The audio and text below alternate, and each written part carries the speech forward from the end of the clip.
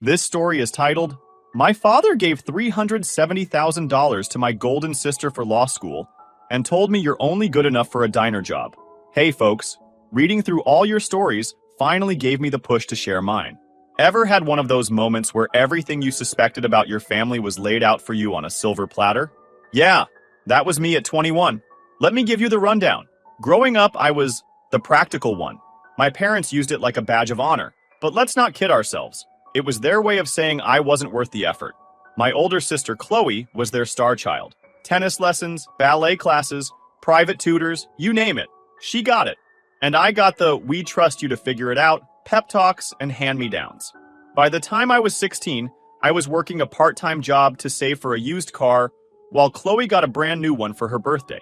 I tried to brush it off, telling myself money was tight and timing was just bad. But deep down, I knew. I just didn't want to admit it. Anyway, things got bitter during a Saturday morning family discussion at the dining table. These little talks were my dad's idea. Some misguided attempt to encourage family communication. What they really were, though, was an excuse for my parents to micromanage my life while fawning over Chloe. My dad cleared his throat. Mia, we need to talk about your future, he said, in the same tone someone might use to discuss a disappointing quarterly report. I glanced up warily. Okay. We've been reviewing some of your choices, he began, which immediately put me on edge. My choices? Like I'd handed him a resume to critique. And? I asked, bracing myself. My mom jumped in, her voice too sweet to be genuine. Well, sweetheart, we're just concerned. You've been working at that diner for over a year now, and you haven't taken any steps towards something more stable. I stared at them, trying to process what I was hearing. I'm saving for school, I said, my voice firm. Yes, but that's the problem, my dad replied. You're saving, but where's the plan? Chloe had a clear path by the time she was your age. She knew she wanted to go to law school and was already lining up internships and volunteer work. Meanwhile, you're stuck, my mom finished for him, her tone dripping with fake concern. Stuck. Like I was some aimless loser who decided to park her life at a dead end. Chloe had guidance, I shot back, my frustration bubbling up. She had your support every step of the way. I'm doing this on my own. That's because Chloe earned it, my dad said sharply. She showed us she was serious about her future. You've been coasting. Coasting? I repeated, my voice rising. I work 2 jobs and pay for everything myself while you've handed Chloe everything on a silver platter.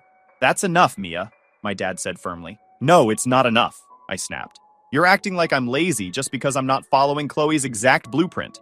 Did it ever occur to you that I might have my own plans? And what are those plans? He shot back. Because all we see is someone who's comfortable scraping by. The words hit me like a slap. That's how they saw me. Not as someone working hard, but as someone who was just barely managing. Chloe, who had been silent up until now, finally chimed in. Maybe they're just trying to help, she said, being oh so reasonable. It's not like they're wrong. You could be doing more. I turned to her, disbelief written all over my face. Doing more? Like what, Chloe? Going to law school and letting mom and dad foot the bill? Not everyone gets that luxury. Don't be bitter, she said, her voice calm, like she was above it all. Are you kidding me? I said, laughing bitterly. You've never had to worry about anything in your life. You don't know the first thing about what I've had to do to get by. My mom put up her hands in that let's all calm down gesture that only made me angrier. Mia, we're just trying to guide you, she said softly. You've always been so independent. We trust you to figure things out. There it was again. Independent. Practical. Translation. We don't think you're worth the investment. Yeah, well, maybe I'm tired of figuring everything out on my own, I said, standing up abruptly. Mia, don't be dramatic, my dad said. I'm not being dramatic. I'm being honest, I shot back. Something you should try for once. Sit down, he said, taking on that authoritative edge he always used when he thought I was being difficult. I didn't sit down. Instead, I walked out of the dining room, my chest tight with a mix of anger and hurt I couldn't even put into words. As I climbed the stairs to my room, I heard my dad sigh loudly. She's always been so sensitive, he muttered, loud enough for me to hear. Why can't she just take a page out of Chloe's book? I stopped halfway up the stairs, gripping the banister so hard my knuckles turned white. Take a page out of Chloe's book? The perfect daughter. The one who got all the support, all the opportunities, all the praise, while I was left to fend for myself. It wasn't just unfair, it was cruel. That night, after hours of stewing in my room, I overheard the conversation that shattered the last piece of hope I had for them. I was walking past my dad's office when I heard my name.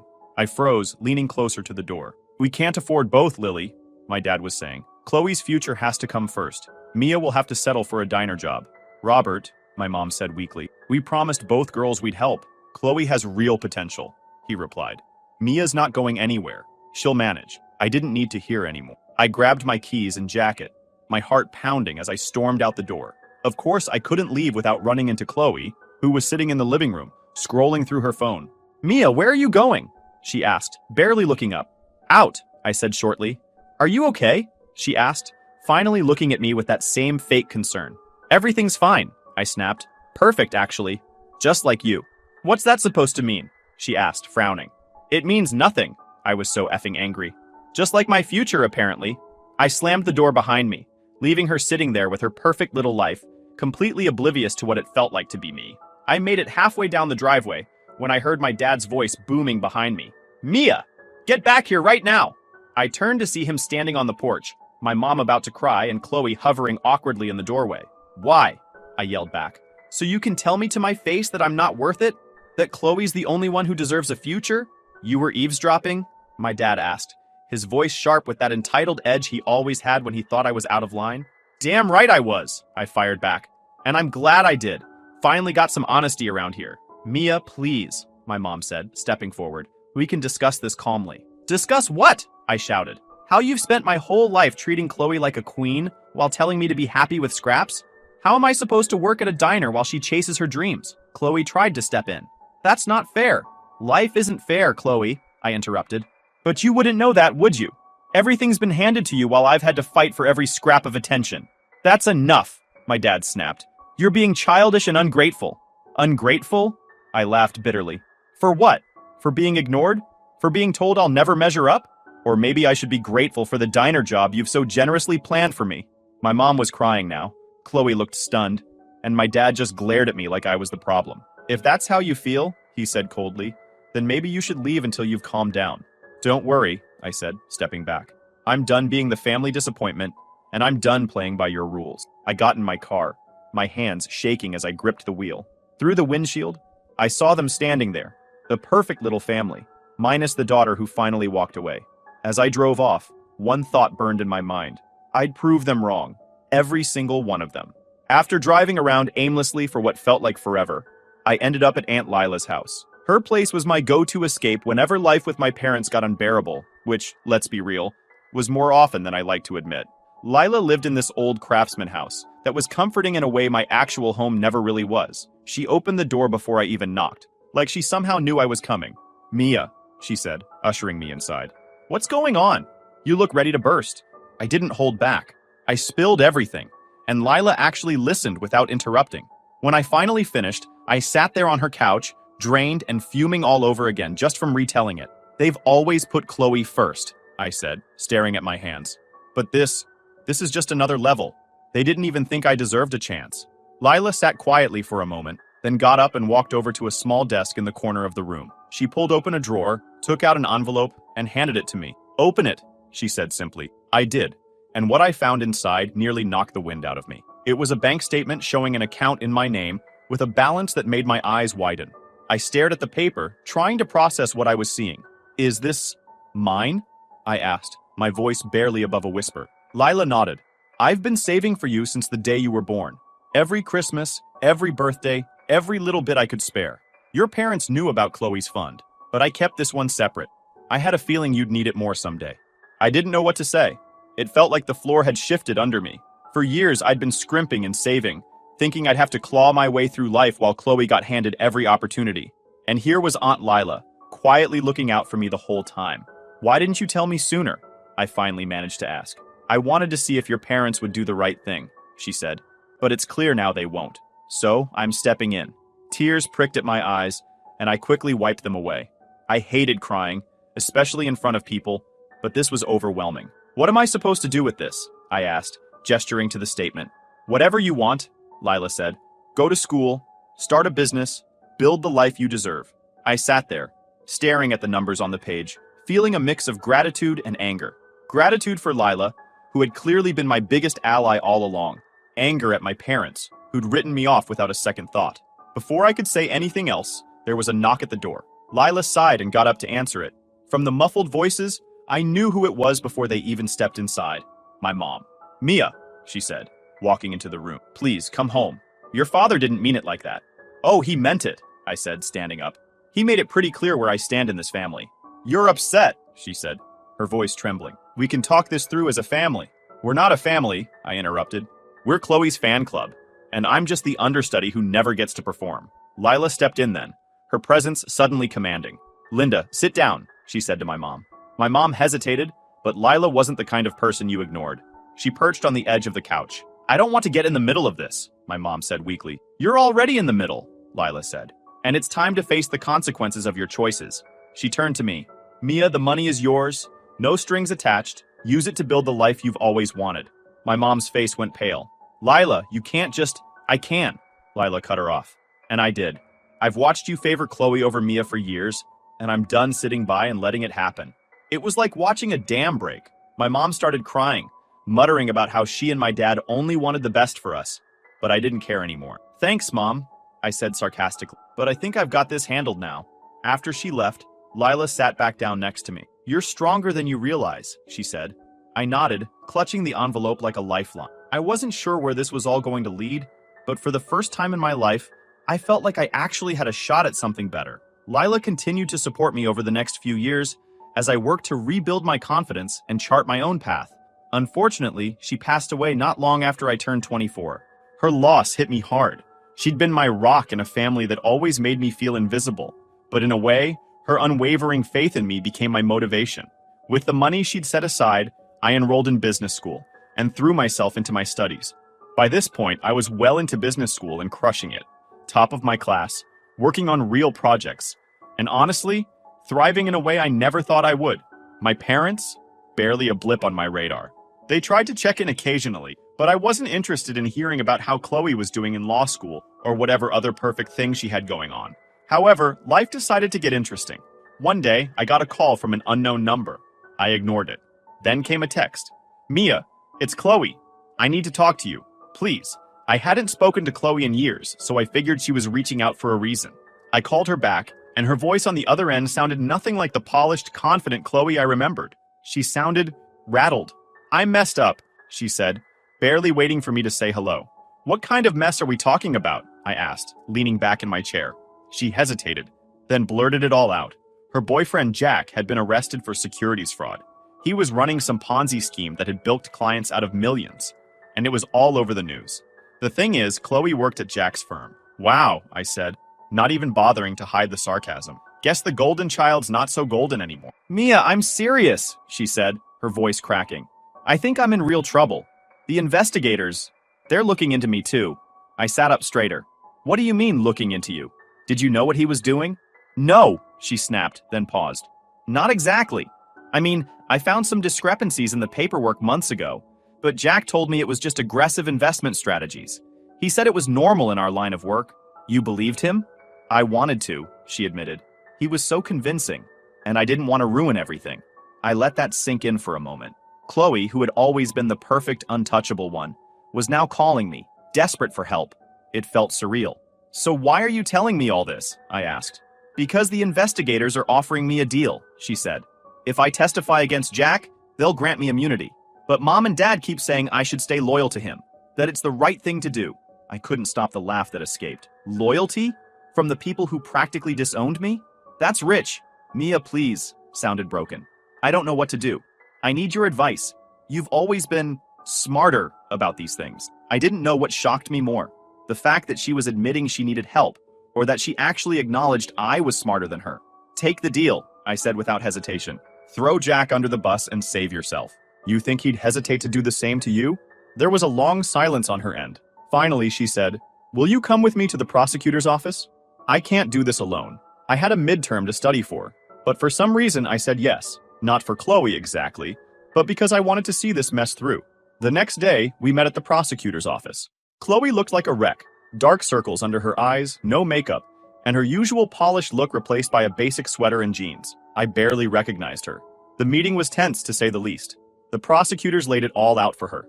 Jack's scheme, the evidence they had against him, and how she'd been implicated because of her position at the firm. but they also made it clear that they were willing to cut her a deal if she cooperated. Chloe signed the papers with shaky hands, officially agreeing to testify against Jack. I could tell it was killing her inside, not just because she was betraying someone she'd loved, but because this was the first time in her life she wasn't the golden child. She was just another screw-up. After the meeting, we grabbed coffee because, honestly, I needed a breather after all that tension. "Thanks for being there," she said quietly, staring into her cup. "Don't thank me yet," I replied. "This is just the beginning. You've got a long road ahead."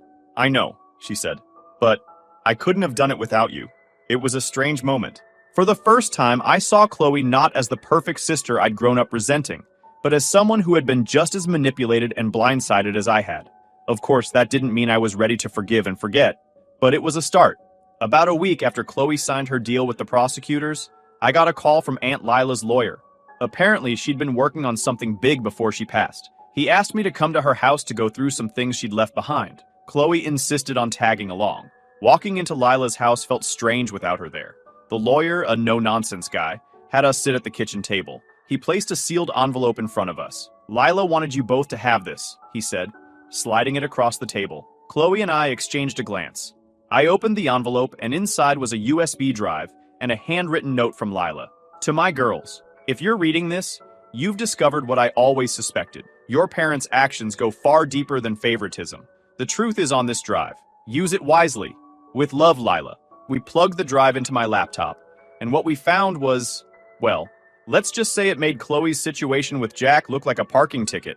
The drive contained bank records, emails, and even recordings of conversations between my parents and various business partners. It painted a very clear picture. My dad had been running a scheme of his own through his firm for years. Embezzlement, shell companies, tax fraud, you name it, he dabbled in it. And guess who he used as part of his cover? Yep, me and Chloe. He had set up accounts in both our names to funnel money through. Chloe's involvement with Jack's firm wasn't a coincidence. It was part of his plan. And me?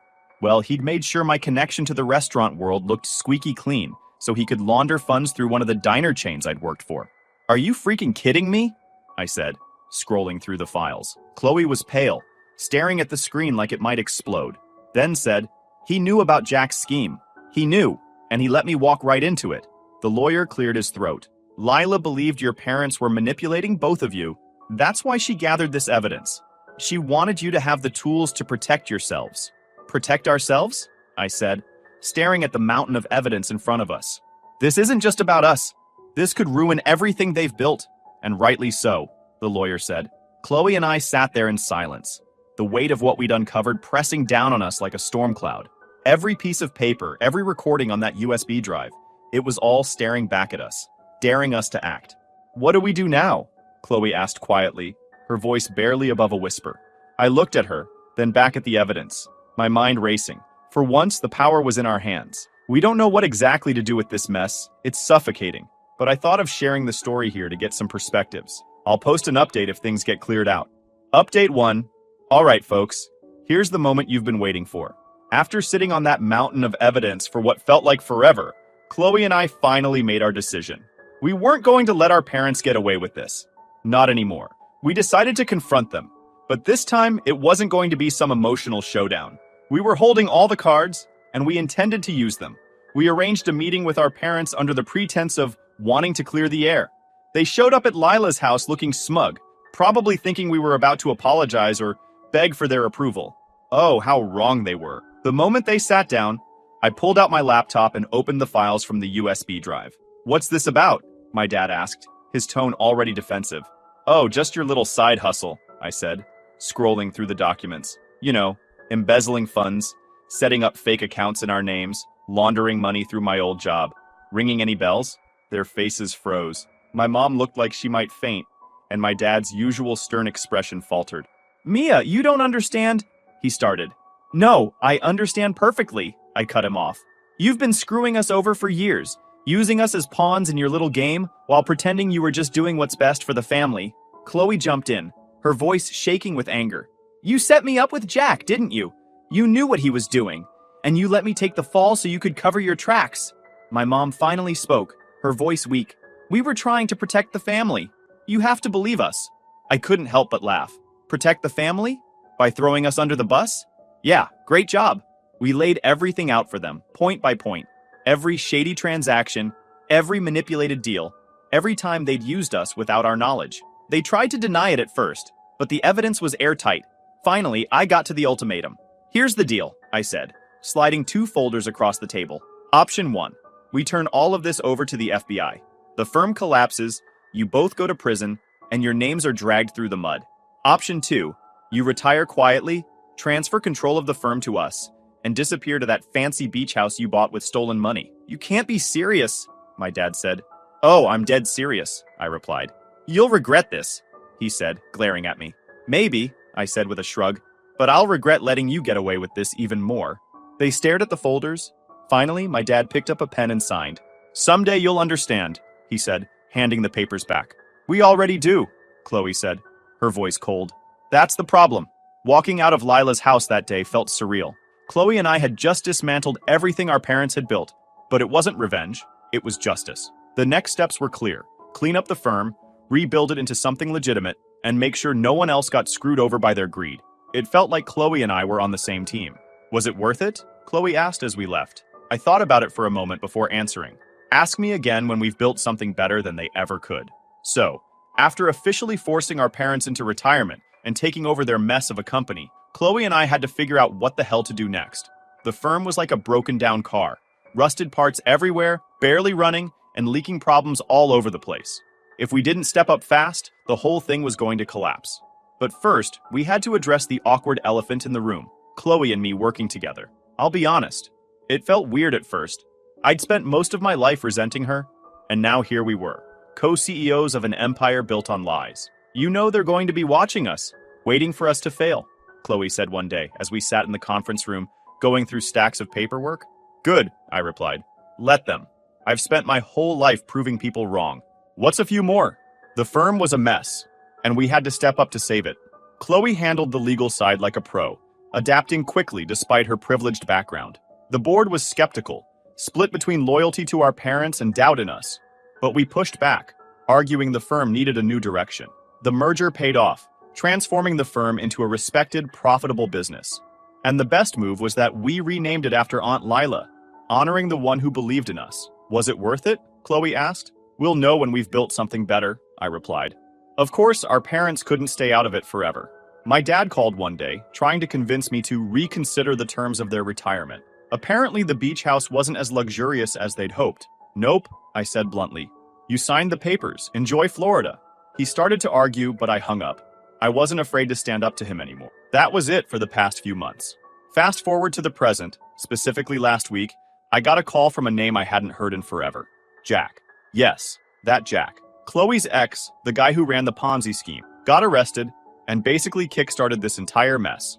At first, I thought it was a prank, but nope, it was him. Fresh out of prison, and apparently, he had unfinished business. Jack started off with this fake nice tone, like we were old friends or something. Mia, he said, all casual, I've been following what you and Chloe have done with the firm. Impressive work.